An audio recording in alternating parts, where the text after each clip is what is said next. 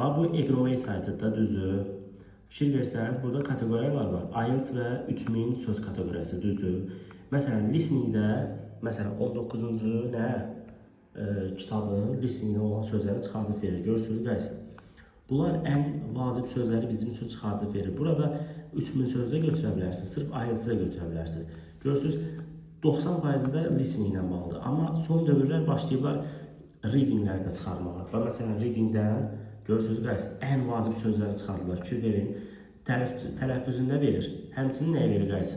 Avtomatik tələffüzünə yanaşı ifadə şəklini göstərdiyi və istifadə olduğu cümlələri göstərir. Gördünüz? Linkini də sizə göndərəcəm. Ümumiyyətlə, linkini tapmaq istəyirsə, qısa konkret qaydası budur. Baxırsınız, Egnoway saytına daxil olursunuz. Burada flashkartlar bölməsi var. Flashkart bölməsinə girdiniz. Gördünüz, guys.